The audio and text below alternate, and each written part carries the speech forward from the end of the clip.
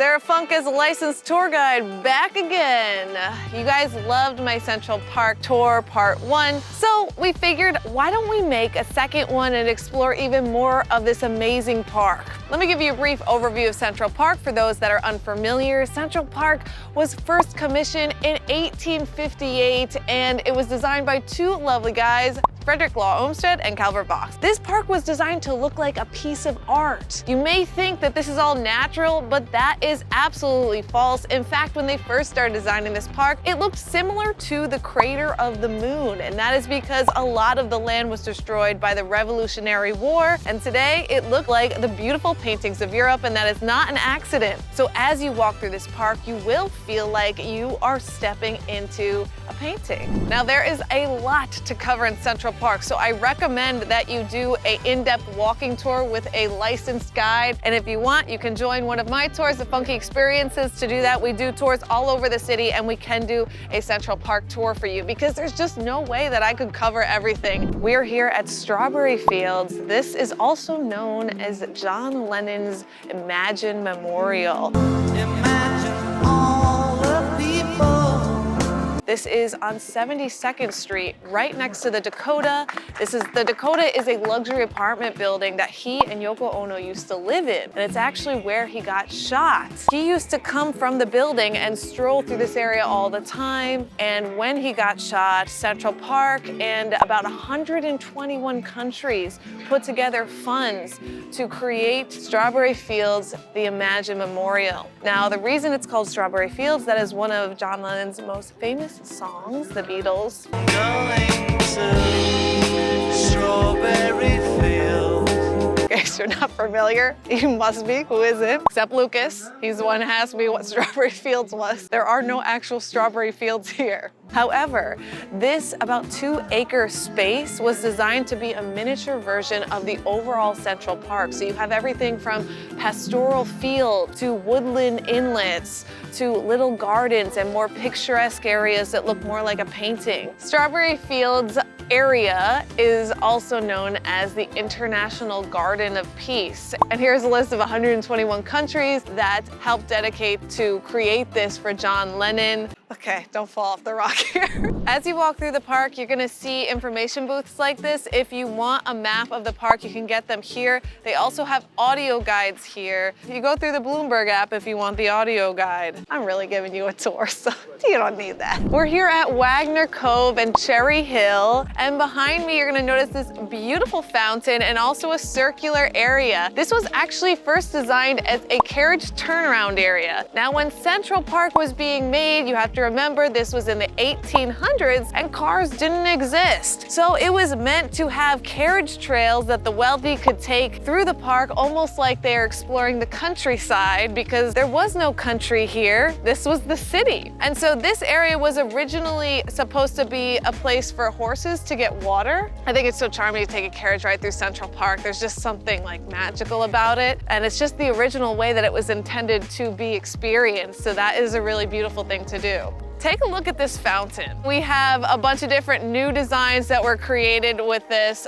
You can see that there's cups on the top right around here. That's actually for the birds. And then there's some beautiful tiling going around this. And now that tiling is the same style that we saw in the Bethesda Terrace area that was designed by Mold. So you can see that reflected here as well. This area during spring, if you come here in April, it's amazing for the cherry blossoms. It's the best area to see them. Right down this hill, all of these trees are gorgeous pink petaled cherry blossom trees. It's amazing. Central Park was designed to be escape from the city, and with that you'll find a lot of little paths that go off the side of the more larger areas. We're walking down right now to Wagner Cove, and here you'll find an original area that had the boat docks. So right here, this is actually where people used to be able to dock their boats and come right off. They don't do that anymore today. There's only one place that you can do that, but you'll see these little docks all throughout the lake. If you look at the lake, it almost looks like an inlet that opens to a larger piece of water, and it was actually designed to look like that so that it gave the illusion of being a cove off of a larger lake. Because at Central Park, you know, you don't have a ton of space, and so by creating these coves, creating a body of water that's almost like a moving organism, you have that effect that there's a larger lake just beyond the horizon. If you keep walking north, you will come to this beautiful site. This is the Swedish Cottage, and it actually has a very strange story of how it ended up in Central Park because it was not originally made here. It was featured in Philadelphia's Centennial Exhibition in 1876 as an entry for Sweden for one of the first prefabricated buildings in the world. Now, when Frederick Law Olmsted saw it, he fell in love with the architecture of it, and although he was completely against having proper structures in Central Park because he wanted it to feel like a woodland wonderland, he brought this in to be used originally as a tool shed. However, it is unknown if it actually ever was used as a tool shed. It was used for various things throughout the years, like a lab, a restroom, a shelter for cyclists, and even a nature library for children. However, in the 1930s,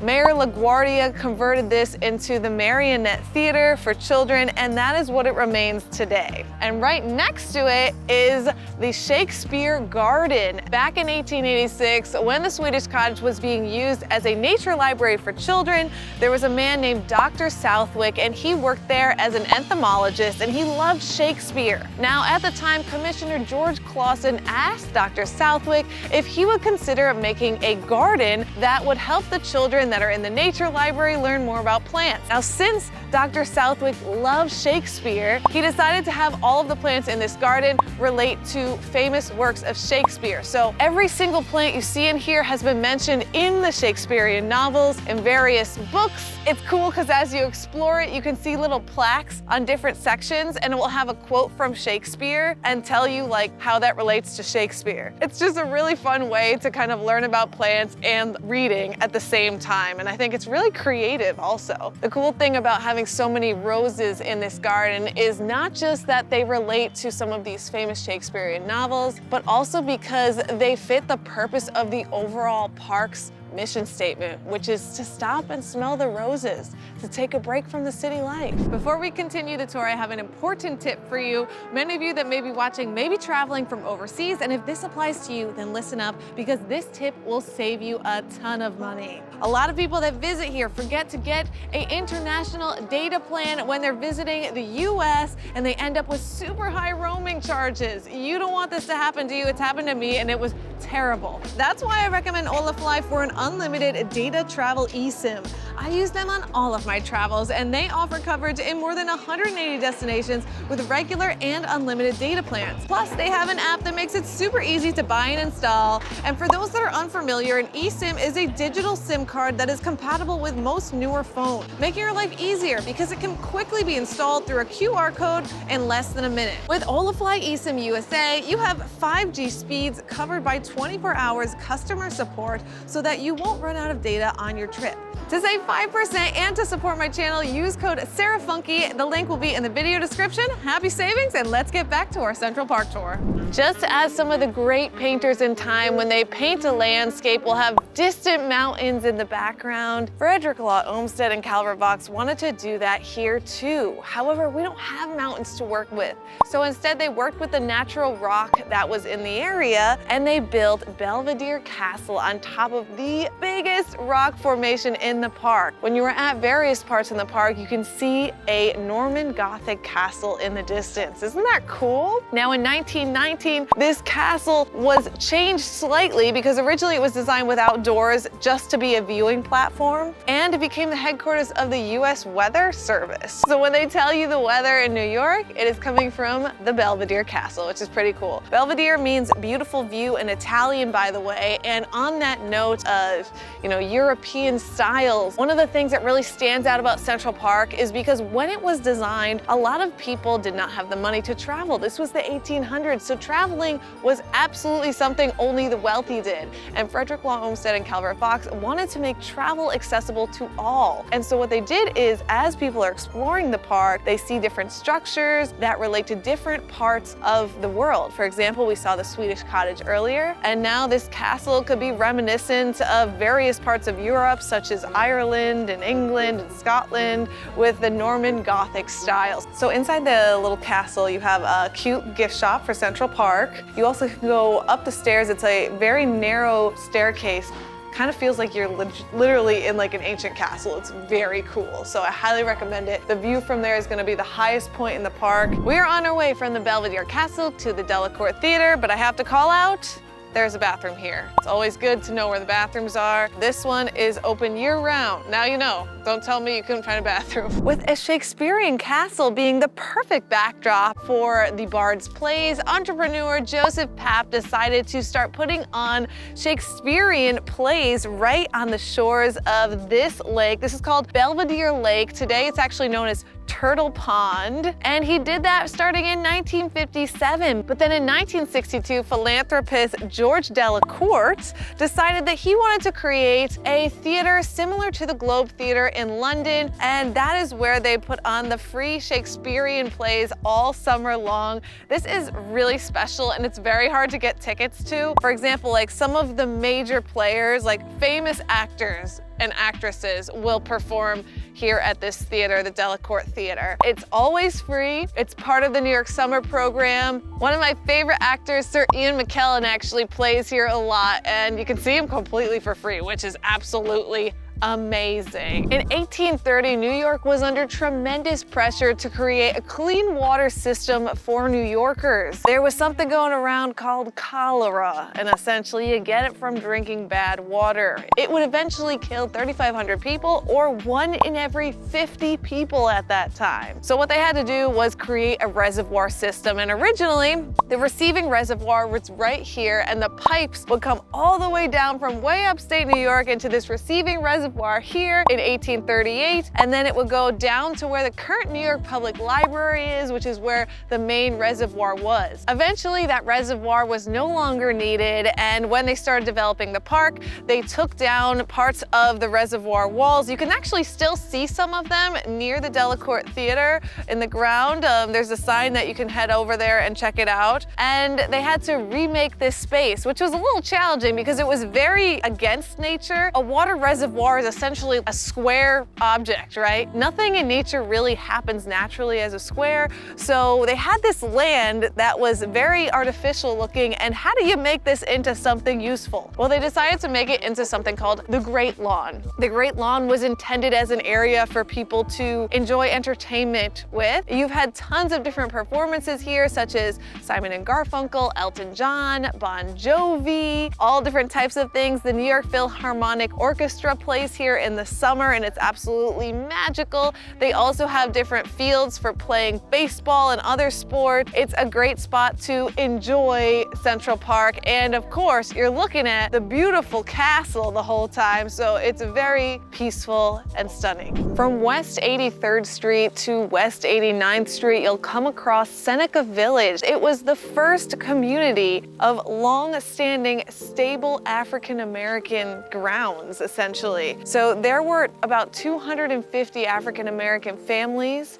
that legally were allowed to live here, which was extremely rare back in the day, but they were free. The main reason that these African-American people were able to own the land is because they had voting rights, and the reason they had voting rights was because they had a value of $250 or more of land. It was started in 1825, and by 1857, because Central Park was beginning to be built, they were forced to move from their land that was extremely well established. I mean, they had 3 churches, they had schools, they had burial grounds, they had orchards, farms. In addition to having African-American people live here, they even had Irish and German renters. So it was really an established community that was forgotten in time. When they were forced to move out of this area with the building of Central Park, they moved to all different areas, so it was never fully reestablished in any specific location. Not great history there, but it's important for you to understand it, to understand what was here in Central Park before it was Central Park. We're here at the Central Park Obelisk, also known as Cleopatra's Needle, and this is the oldest outdoor structure in New York City. It was built in 1450 BC in Egypt, and it was built for Pharaoh Thutmose III and then kept in Egypt until 18 15 BC. At that point, it was chiseled off, moved to Alexandria. You can see where it was chiseled actually right here. These were chiseled away by local entrepreneurs, you could call them, another word for thieves, who would chisel off pieces and sell it to tourists and collectors at the time. In order to stabilize the obelisk so it could still stand, the ancient Romans created these bronze crabs here because otherwise it won't stand up. Now, before you think that is original, you're wrong, my friend. Those are actually replicas made in Brooklyn, the crabs themselves, because here in New York, they're like, maybe we won't put some bronze in a place where someone could climb up and chisel off a chunk of it. So if you want to see the originals, you can see them in the Met, which boop, boop, boop, is right here. So that's kind of why the obelisk is located in Central Park, because the Met is technically also located in Central Park. One of the most fascinating parts of the obelisk, in my opinion, is the fact that there is a time capsule buried underneath. It was put there in 1870. There are a few pieces in the time capsule that we know are there. The man who put the time capsule in there put his own box in the time capsule, and who knows what's inside. And with that, I hope you guys enjoyed this tour. We still haven't covered all of Central Park. It would take a very long time to do that. So if you do want to learn more about Central Park, I do recommend booking an actual tour with a real tour guide. We can help you out at Funky Experiences. I'll link that below. Check out the first version where we cover the lower part of Central Park. That's right here. And I will see you next time.